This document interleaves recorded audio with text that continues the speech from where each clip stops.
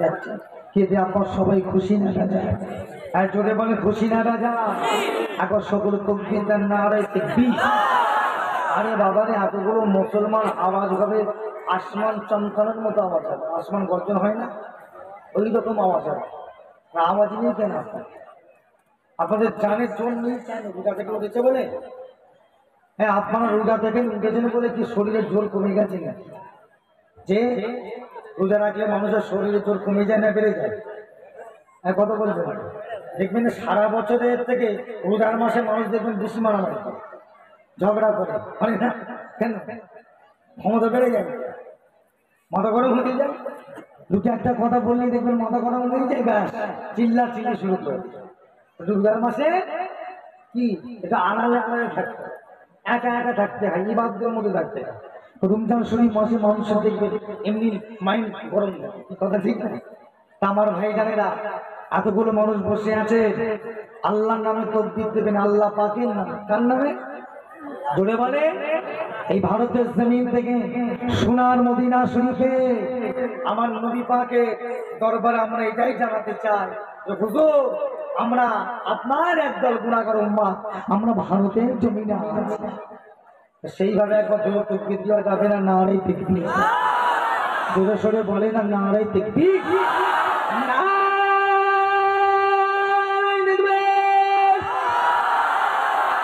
সিলসিলায়ে হক ফুরফুরা শরীফ সিলসিলায়ে হক মুজাদ্দিদুজ্জামান আমাদের মেরিগঞ্জ 7 নম্বর গ্রামের মহান ইসানে সবাব নারে তাকবীর সকলে বলেন আলহামদুলিল্লাহ এখন জোরে বলেন আলহামদুলিল্লাহ প্রত্যেকটা কাজ করার শেষে আলহামদুলিল্লাহ কোনো জিনিস খুশি হলে আলহামদুলিল্লাহ কথা বুঝেছেন কারণ আলহামদুলিল্লাহ আল্লাহ পাকের এমন একটা প্রশংসনীয় না কথা বুঝেছেন আলহামদুলিল্লাহ তাহলে কিয়ামতের দিন মিজানের পাল্লায় সবচেয়ে ওয়েট হবে ভারী হবে এই আলহামদুলিল্লাহ শব্দ একবার জোরে বলুন না সুবহানাল্লাহ কথা বুঝেছে আলহামদুলিল্লাহ মুখে মুখে রাখবে মুখে মুখে আলহামদুলিল্লাহ আমার ভাই জানেরা যাই হোক আর কিছু সময়ের মধ্যে ভাই আমি বিদায় নেব 10:30 বাজে যাবার আগে দুটো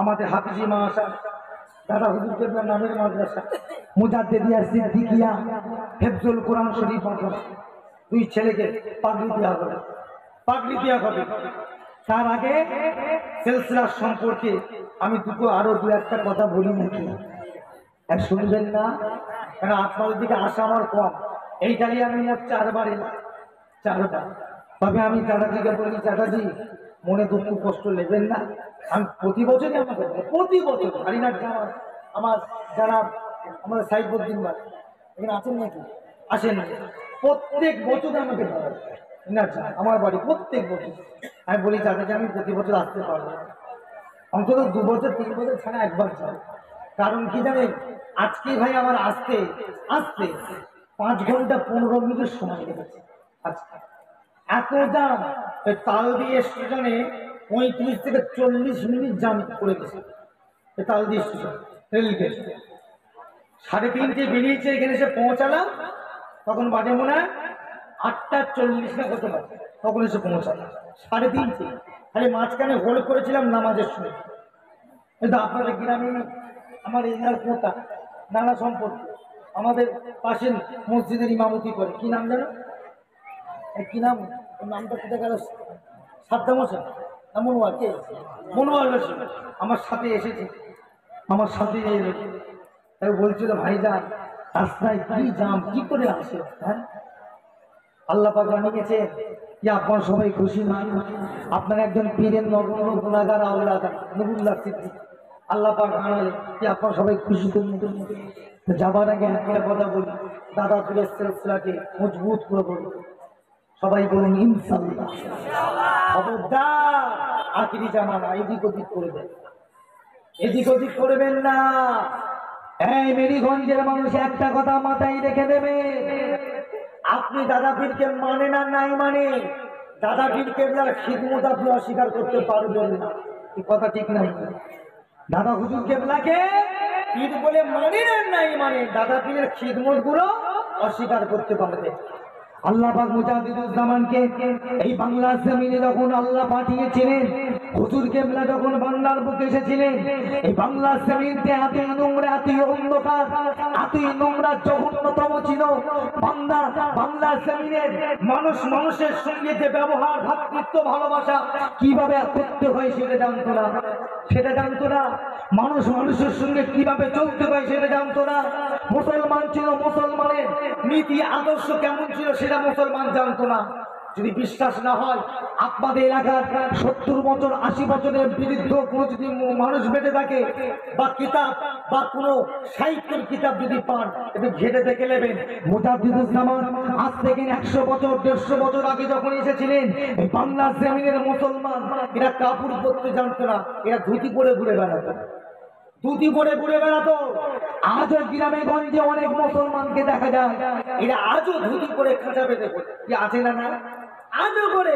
মুজাদ্দিদুজ্জামানের জামানায় ছিল, হুজুর কেবলা যখন বাংলার এই অবস্থা দেখলেন, প্রত্যেকটা গ্রামে গ্রামে, বাড়িতে বাড়িতে গিয়ে হুজুর কেবলা আল্লাহ আল্লাহ রসুলের কথা বলে মানুষকে ভয় দেখিয়ে মানুষকে সঠিক পথে আনার জন্য বলেছিল, বাবা তোমরা এই কাপড়টার পোশাকটা পরবে না, এটা বন্ধ করো, এটা আমাদের ইসলাম ধর্মের পোশাক নয় বাবা, বন্ধ করো।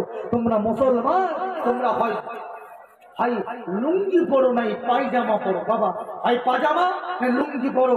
বাংলার জমিনে মুজাদ্দিদুজ্জামান এই লুঙ্গি এবং পাজামা পরার প্রচলনটা করেছিলেন। একবার জোরে বলবেন না? আগে জোরে বলা যাবে না? আগে সব ধুতি পরে মুরব্বীদের জিজ্ঞাসা। আমি নুরুল্লাহ সিদ্দিকী, আজকে আপনার গ্রামের মেহমান, আমি এসেছি। মেহমান যখন আপনার বাড়িতে আসে, কি আপনারা মেহমানদের আপ্যায়ন করেন? আপনারা মেহমানদের মেহমানদারি করেন? কি দিয়ে করেন, কিভাবে করেন? আপনাদের এখানে নিয়মটা কি? বাড়িতে যদি জামাই আসে বা যার বাড়িতে যদি কোনো আত্মীয় আসে, আপনারা মেহমানদারি কিভাবে করেন? সর্বপ্রথম আসার সাথে সাথে সালাম দেন, মুসাফা করে বসতে দেন, কি দেন না? তারপরে কি দেন? তারপরে কি দেন? হাত দিয়ে দেন নাকি? হাত দিয়ে দেন, তাহলে কি দেন? তারপরে মেহমানদের একটা আপ্যায়নের নিয়ম আছে না নাই? তার হাতটা ধুইয়ে দেওয়া হয়, ভালো করে হাত মুখ ধুইয়ে দেওয়া হয়, তারপরে একটা দস্তখানি বিছিয়ে দেওয়া হয়, তারপরে কি আনা হয়? শরবত বা ঠান্ডা পানি এনে দেওয়া হয়। সে খাক আর নাই, এটা আপ্যায়নের একটা নিয়ম, শরবত এনে দেওয়া হয়। মুজাদ্দিদুজ্জামানের জামানায় কি ছিল? সে জামানায় যখন বাড়িতে মেহমান আসতো, ওই হাত মুখ ধুইয়ে দিয়ে শরবতের বদলে সর্বপ্রথম কি দেওয়া হতো? কি দেওয়া হতো? গাঁজা দেওয়া হতো, হুঁকো দেওয়া হতো। কিন্তু বুড়ুবুড় হুড় করে টানতো, এগুলোকে কি বলা হয়? কি বলা হয়? হুঁকো। ওই হুঁকো দেওয়া হতো। মুরব্বীদের জিজ্ঞাসা করে দেখেন, সাহিত্যগুলো খুলে খুলে, বইগুলো পড়ে পড়ে ইতিহাস করে দেখে। দাদা হুজুর কেবলা এসে প্রতিবাদ করলেন, বাবা এগুলো আমাদের খাদ্য নয় বাবা, এটা আমাদের পরিবেশ নয় বাবা, এটা আমাদের মেহমানদারির নিয়ম নয় বাবা। তোমরা বাড়িতে মেহমান এলে সর্বপ্রথমে হয় পানি দাও, শরবত বাবা। একবার জোরে বলবেন না সুবহানাল্লাহ? আজও যদি মুসলমানদের মাটির বাড়ি থাকে, আপনাদের ঘরে মাটির পুরাতন বাড়ি থাকে, খোঁজ করে দেখতে যান, ভাই ঘরের ভিতরে তাক আছে না? তাক বোঝেন?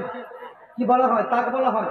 ওই তাক আছে, বা ওই খোলার চালের নিচে ওই পাঁচিলের উপরে দেখবেন এখনো পর্যন্ত সে গাঁজা আর সে কলকে হুঁকো, সে যে কি বলে ফাইল গুলো এখনো রাখা আছে।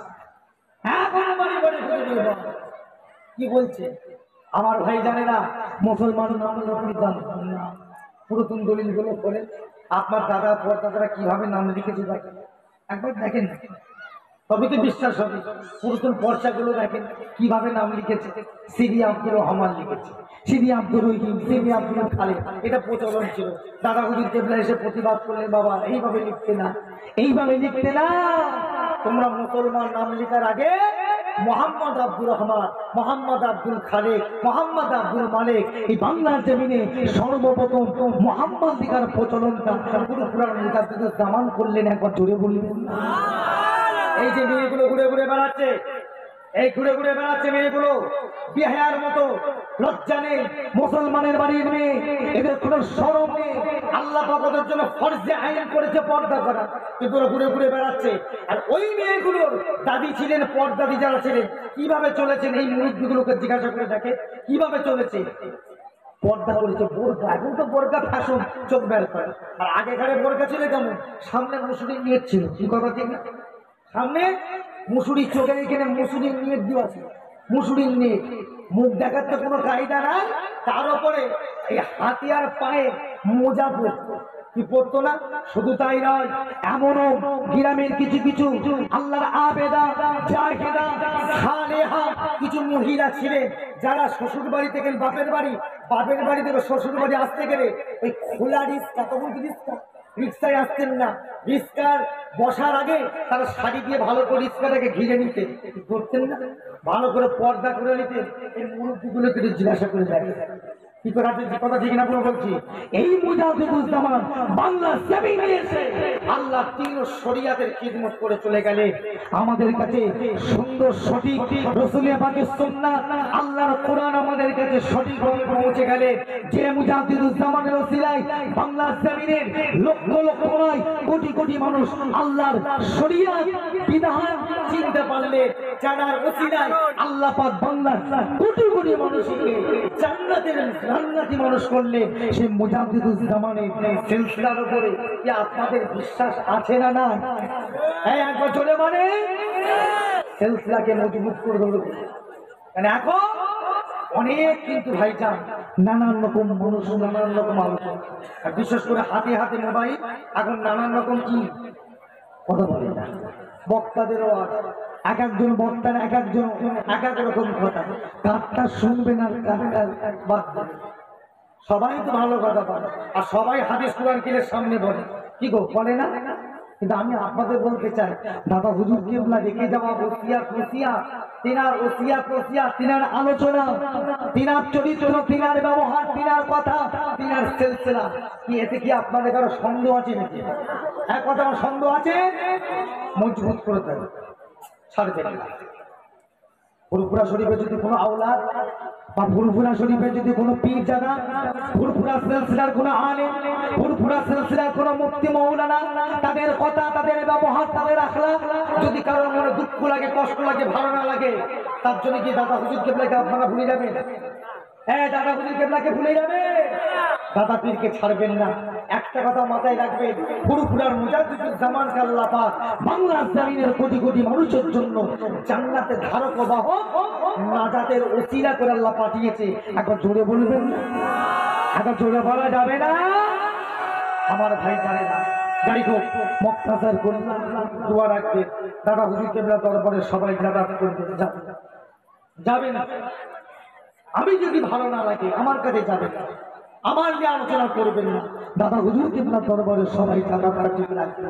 এখন ভাই বিদায় নেব, যেহেতু আমাদের যারা মৌলানা আমার সাইফুল্লাহ এসে গেছে, তার আগে এই পাগড়িটা কোনো ছেলের পাগড়ি দিয়ে হবে কিনা, আমাদের জানাব হাফেজ মোহাম্মদ রাকিবুল ইসলাম মোল্লা, পিতা সিরাজুল মোল্লা, গ্রাম পূর্ব তেঁতুলবেড়িয়া, পোস্ট কৈলাসনগর, থানা কুলতুলি এলাকারই ছেলে। এই এলাকারই ছেলে আর একজন হাফেজ মোহাম্মদ আব্দুল হাই শেখ, বয়স মাত্র 13 বছর। সকলে বলুন আলহামদুলিল্লাহ, জোরে বলেন আলহামদুলিল্লাহ। 13 বছর